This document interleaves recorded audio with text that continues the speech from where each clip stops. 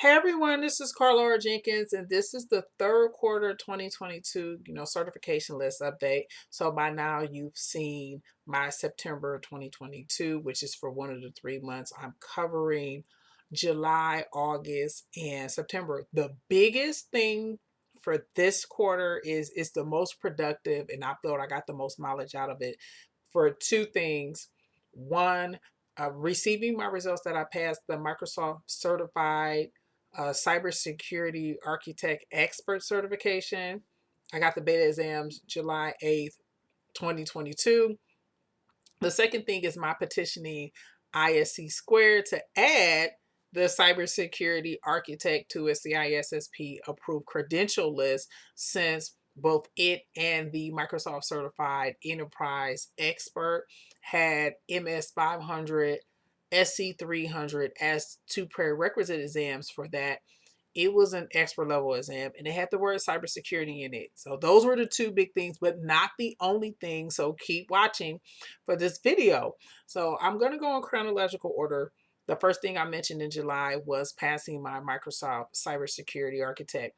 Originally, when I made the list January 1st of this year, I thought it would be Azure Solutions Architect, but that wasn't the case because I failed it.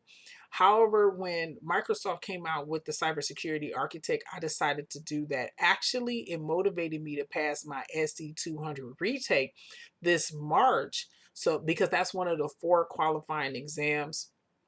The other three are the the SC 300, which is Identity Access Management Administrator Associate, AZ 500, which is Azure Security Engineer, and then MS 500, which is Microsoft 365 Security Administrator Associate.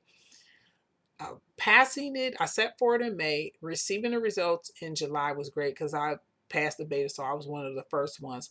Immediately, it it was confirmation that I belong at the cloud expert level because I've been doing this for 3 to 4 years. So coming into 2022, I felt I was good enough to be at the expert level, and this was confirmation for it. However, that's not all that happened in this quarter. I also uh, renewed my AZ 700 Azure Network Engineering Associate.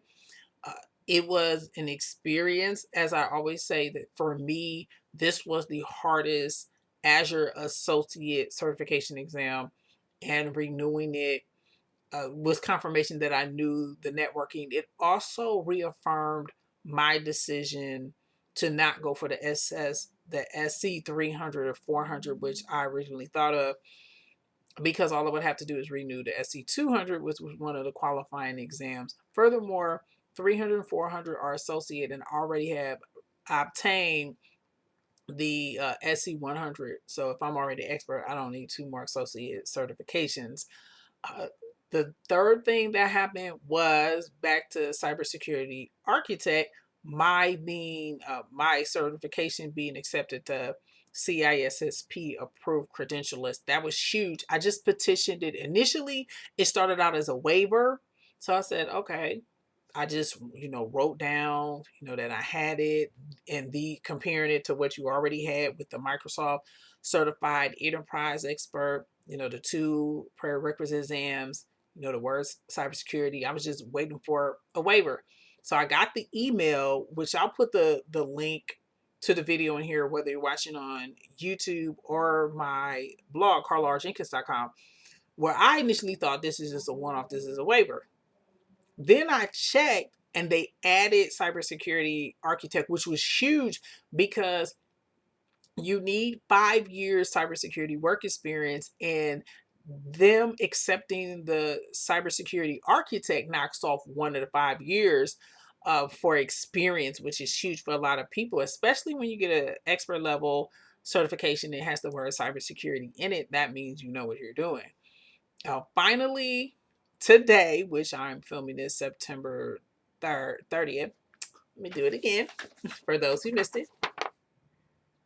I provisionally passed the cybersecurity, this certified in cybersecurity. I did a video on that, giving you additional recommendations of the resources you should use. But that was a great way to round it out. According to my January 2022, this didn't even exist. but the CISSP did. And ISC Squared is the same organization that has created both exams. It did afford me an opportunity to get accustomed to the test format. Unlike every other test I've done, you can't go back. So you really, really have to know it. And that's something that I will take in consideration in sitting for the CISSP, because I will be sitting for that. And upon getting the CISSP, then I would qualify to become an authorized instructor and teach certified in cybersecurity. So those are four big things for the third quarter. Of course, I'm not done because we have one more quarter to go. And my goal is to pass the AWS Solutions Architect professional certification because I'm very big on getting expert level this year in 2022.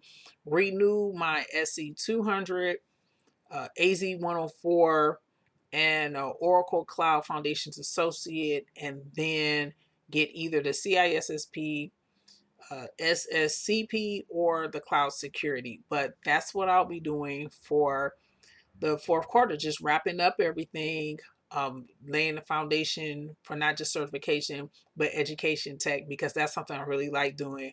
And I've gotten paid opportunities through that. So that's something I do want to say that's very important when you get expert level. It does increase the probability of you getting hired for expert level certifications and work experience, which I've accumulated throughout the way. I've documented that in my 100 Days of Cloud video series and blog posts that you can check out on carlarjenkins.com or my YouTube channel. If you're watching this, thank you. Please hit the like and the subscribe button and the bell icon to never miss any videos in IT cloud or project management, including this one. But that's the four big things for the third quarter. It's my most productive quarter. I'm very happy about that.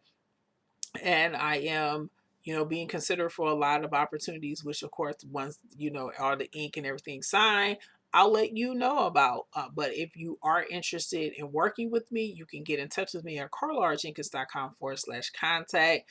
Thank you for watching, and I'll see everybody in the next video.